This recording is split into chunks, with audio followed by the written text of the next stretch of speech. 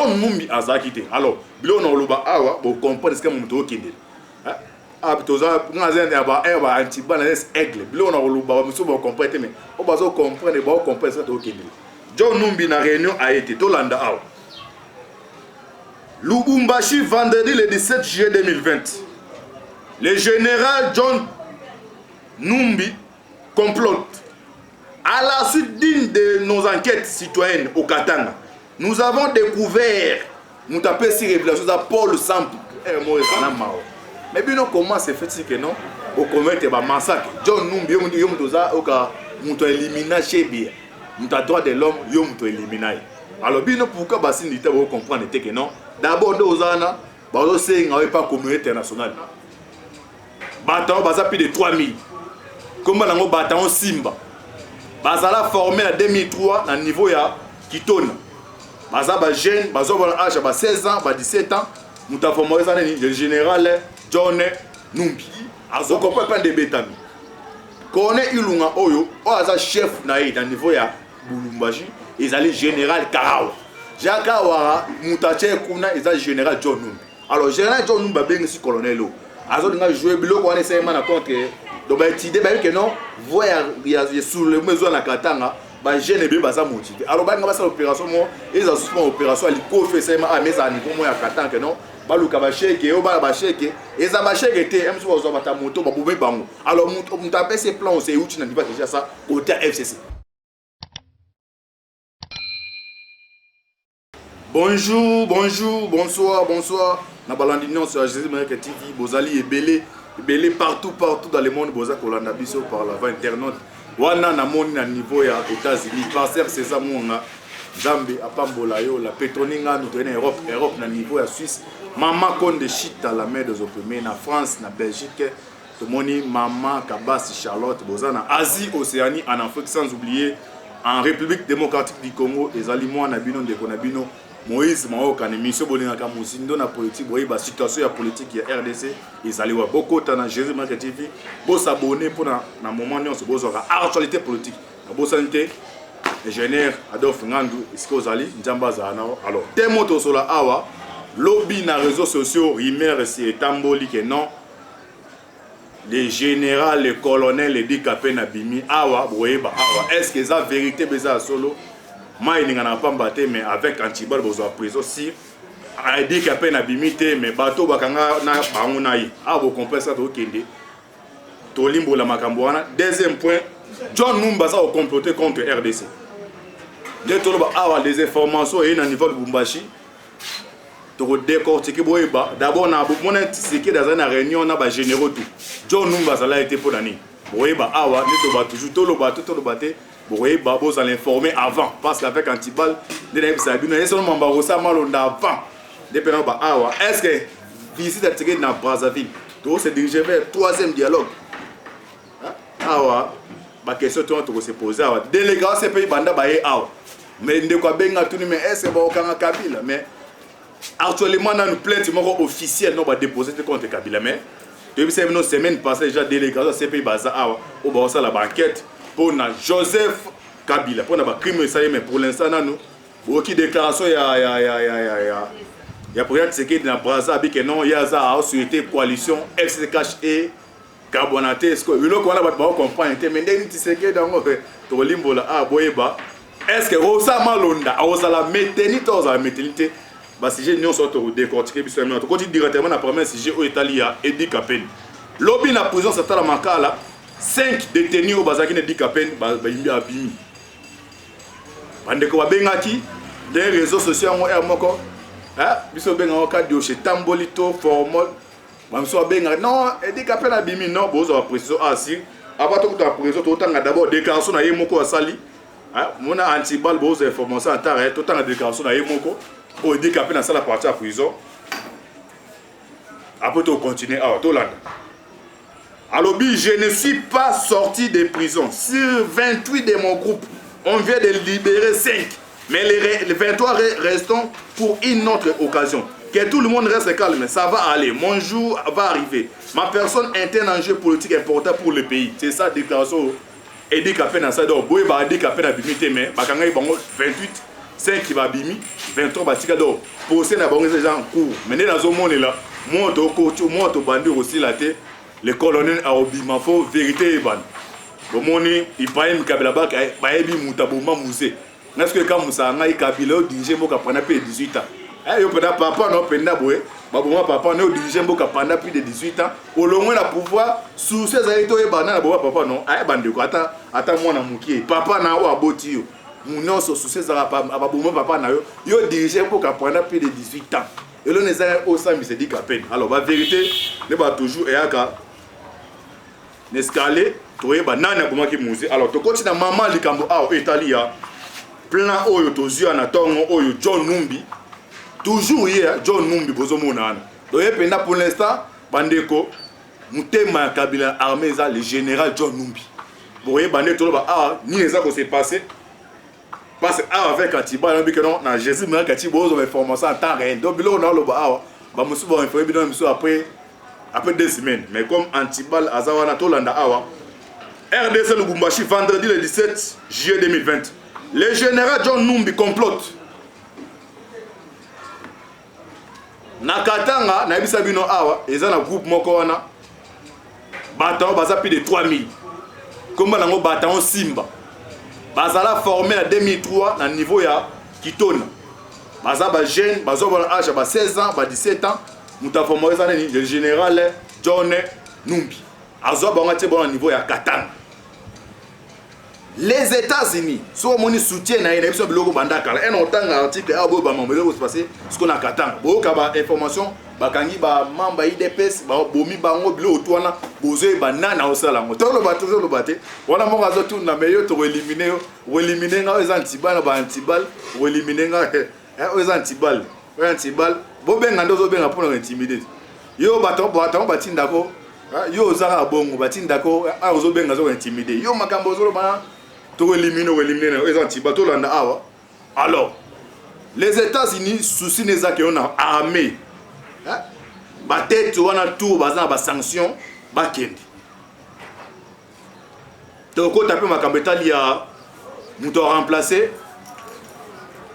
tunde akasende Tshisekedi a poni Luzolo Bambi et aux ndenge nini Luzolo Bambi ba pesa 3 candidats to limbola wa mo batuna Ntibal funga mo to limbola na ba Kabila pesa 3 candidats pesi bo chef au moins ba batonde ba travailler na bino donc ça pour l'instant mon ressent malonda déjà à quoi une page tourner ce que Kabila joue à Luka confession religieuse au abotia l'état scolaire ngati abdo ça soit ba 3 candidats ba a pesi nani Bochabe Minafu na Patrick Ekanga siko ba ta pipede ba boyaki mais ce que Tshisekedi dabi que non na 3 candidats on a abakisa kombo Luzolo Bambi ce que bon tout na pourquoi Tshisekedi doit porter choix dans Luzolo Bambi Luzolo Bambi que non chaque année RDC a perdu 14 milliards de limbola tous on a dossier John Numbi alors John Numbi au monde en ligne comme do on a plein penda Jonker ya Kabaniva Katanga a convoqué qui colonel moko wana tout un article to limbola biso un peu comprendre ça to kin et on a cinq service à renseignement tout à l'heure mon tout c'est que ça c'est non tous les hauts commandements tout est armé mais yem taza quitté bon tout na pourquoi aza quitté parce que bibino tout bolanda qui na déclaration na ba militaire ba sali ba porter soutien na bango na les commandants John Numbi aza quitté alors bilo na loba awa bo comprendre ce que mon to kinde toza ngazen ya ba Antibal aigle bilo na loba muso ba comprendre mais o bazo comprendre ba comprendre ce que to kinde John Numbi na réunion a été to landa awa Lubumbashi vendredi le 17 juillet 2020 le général John Numbi complote à la suite d'une de nos enquêtes citoyennes au Katanga. Nous avons découvert, nous tapons ces révélations à Paul Sampu, Oyo, il y a un choix de ce qui est à niveau ACNI. Au Kabila Luka éliminé, Azam, droit de l'homme, FIDH. Tu ne m'as pas sanctionné, tu as joué à Moye. Donc Kabila a utilisé même nous, comme nous avons parce que Bandeko Boyan Banda Weba rôle nous avons joué à l'époque il y a un Calef Oyo, Azepi Petit. Calef a Katanga na niveau à Katanga na niveau Tanzanie, ba formation tout petit à l'époque il y a un Calef Petit. Na niveau interne à Kabila. Bilo muso on tourne antibala et bama comme on est antenne à Kabila, on y va renseignement libanda. Bon mon il y a des combattants muso ba éliminer le poison libanda. Donc Jonker c'était honoré moi. Alors bozo ba révélation Paul Sampo à PCA. Dans le bien mo na bi émission dans ça la so bozo bo partager ma classe. C'est un jour ba bongo. Pour comprendre un peu une ba révélation. Alors à continuer bin. Alors à la suite de nos enquêtes au Katanga, nous avons découvert qu'en date du 27 juin 2020, par l'entremise de son parsec Thierry Mandi, c'est très important, parsec n'a Thierry Mandi, Azali, secrétaire particulier à John Numbi, Thierry Mandi, Tolanda, par l'entremise de son parsec Thierry Mandi, le général John Numbi avait reçu dans son bureau à Lubumbashi les colonels Ilunga Maloba. Le 27 juin, John Numbi a convoqué le général au colonel Ilunga Maloba. Pourquoi a ben Sebo Landao? Ah ouais, on sait que la conseiller à Mkontamboka, so il peut permettre vos vidéos, vous transmettre au Naba au Baïbi. Parce que ma camarade ça moni Katanga Tino Mona Kabila ache apona ndekone Zoé gouverneur à Tanganyika. Il bazo comprendre été. Plan tout. Pour moi dimanche ngé ça les matchs. Mato ba no Moïse Atombi aza yuma non. Nga na za be formation. Tinda boy match on a plan déjà salimaki. Massacre ngé ça ma décret mako à partir de révélation pour comprendre. Alors Ayambi colonel Ilunga Maloba. Commissaire provincial adjoint chargé des renseignements et opérations de la police du Haut-Katanga. Ah bon, confesse mon ok. Colonel Ilunga Maloba Bazali, commissaire provincial adjoint chargé des renseignements et opérations de la police du Haut-Katanga. John Numbi lui avait intimidé. Donc, John Numbi lui avait donné l'ordre de mener une opération de rafle et de neutraliser des enfants chèques sous prétexte que ces derniers auraient assassiné une révérende sœur à Lubumbashi. Dans le cas de Rainoana, ABC colonel Lou a chargé à renseignement la police. Bachègue, ce sont les manifestants. Comme on dit, gouverneur au Katanga, alors qu'il y a une marche à IDPS, ils ont le 9, écoute, on a marche à la Mouka. Asie, oh non, et ni confinement.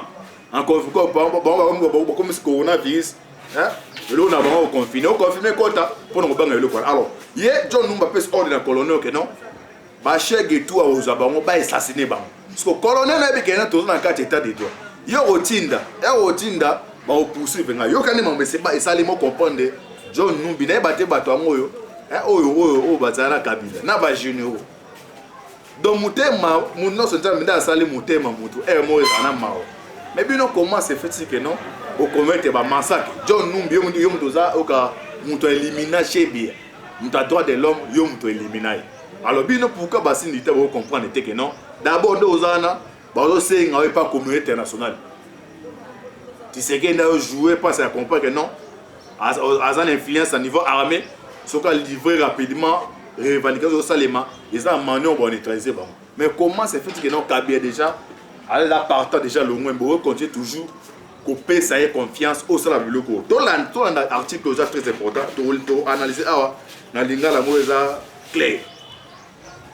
Donc les colonels Ilunga ayant refusé d'exécuter cet ordre, c'était résolu d'en parler en son chef hiérarchiquement, le général Karawa, qui est l'homme de confiance de John Numbi.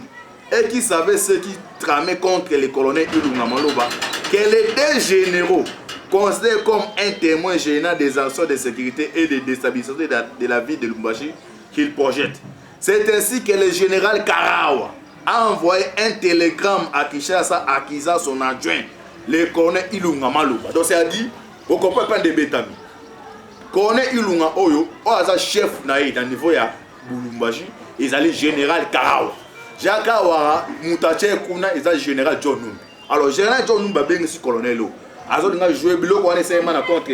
Donc, il y a que non, voir il y a sous le maison la Katanga, ba jeune be baza motivé alors ba ngaba sa opération mo eza souvent opération ali ko fait ça à mes amis pour moi ya katan que non ba luka ba chèque o ba chèque eza ba chèque té même so ba ta moto ba boube bango alors muta pe ses plans c'est où tu n'as pas déjà ça côté FCC FCC avec notre repère de partout mais katan eza fief ya présent na ba te katan en kiunga yemo ba que non biso mto pese komba Kabila comme les aïe politique kanam eza te kiunga mtaloba aba que non ba congolais bolimbisa biso komba Kabila biso mto pesa ya kombo ne kiunga ngo ye azana bio c'est ça de beaucoup de plébé parce que dit John Numba contacté colonel a boyi colonel pese rapport pas o azali titulaire na OK titulaire ne bado ba tena na kati ya na kati ya cercle parce que ye atimbeli aki afundi na niveau Kinshasa bango baleka wa ba diaboliser to l'article na osenga na ba conseil mu konjamboka lever François Biya bato ba comprendre que non suka na bongeza koya bazonga ba saboter des actions d'envergure au mu konjamboka alongonga yango yo katanga o baza kuna baza ba congolais boka que non trois corps ba découvrir ba on a ba rivière ba kufi biloko to wana bato baza orchestre ngo John Numbi na réunion au commandement a été. Selon les informations avec malade, mais Yewana a complété. To continuer. C'est ainsi que le général Kawa a envoyé un télégramme à Kinshasa accusant son adjoint le colonel Ilunga Maloba de collaborer avec John Numbi. Bien au contraire, c'est son chef régional Kawa qui a collaboré avec John Numbi. Leur objectif était de faire partie de Lubumbashi afin de rester y opérer sans ces témoins gênants qui présentement a été rappelé à Kinshasa. Les chefs de l'État et les responsables de la sécurité sont-ils au courant de ce complot de déstabilisation ourdi par le général John Numbi à ses complices? Mon plaît Salemi, il y a un plaisir au sein de la Katanga. Oh, John Numbi t'a préparé. Mais le colonel comme Ilunga, comme Aboyi, Basu va diaboliser. Ah, comme dans le niveau à Kinshasa, Basu va informer. Basu va bien ici, est-ce qu'on a vie de Tigali? Alors, on sait que Konjamboka, chef de l'État, conseiller spécial en matière de sécurité. John Numbi, Mungonga yango ko neutraliser. Et c'est bon tout na sous Kamba Gédéon. Gédéon qui WhatsApp. Il se trouve présentement à niveau de Tanganyika. Il est maintenant à la maison. À cause de son mané non pas de revendiquer par minute. Nous sommes d'accord que c'est le général John Numbi. Bande ko tout balanaka. Jésus m'a que balanaka tiba na nouvelle Lubumbashi. Vos informations, vous partagez vidéo, vous allez veiller. Vous allez veiller et un plan machiavélique, diabolique, ça aussi est niveau au Katanga. Donnez tout awa le colonel innocent oyo. Oza innocent de babengisi ana Kinshasa. Ba bango no baza selon rapport bozande ya bango bakoti. Ba kose mamno yazo kolobena na plan na John Numbi. Alors babengisi awa ba tirer pour ye kara oyo na John Numbi ba tirer pour ça la plan. Alors comme toutes ces informations, les V pour simple a tindelinga wa botuna ay ba antibal les antibal a tindelinga ngabike non mon petit il faut informer bandeko pour na boye basika makambo eza okindela bakatange bozala bofungola misu ngonge koki oya ko défendre Katanga ba diable na ba comprendre ba bakende mais boye basika au dessous des cartes ya tête à tête entre Tshisekedi na Sassou Nguesso ba dessous des cartes il ne beta miwana. Qu'est-ce qui va se passer? Est-ce que Rosa Malonda, comme page tournée, mais tu vas répéter sur John Nani et dit qu'à peine, dans la bimité, expliquer bien aussi par déclaration, ah non, ça, vos vidéos, partagez ma casse pour nous informer en temps réel. Quand nous avons pour nous s'abonner, parce que j'espère que le bateau va monter, on s'abonner à la chaîne, pour nous bien, voilà, Sabino on a des s'abonner pour na bola ndaka information mboka en temps réel. Merci mingi na caméra ou caméraman ou za ma caméra na ingénieur Adolphe Ngandu. Et toujours des konabino Moïse Baron Kantibal on a qui uniquement pour nous ça dessous des cartes décryptage il y a actualité politique Jambe Apambola Bino affaire à suivre. Ciao.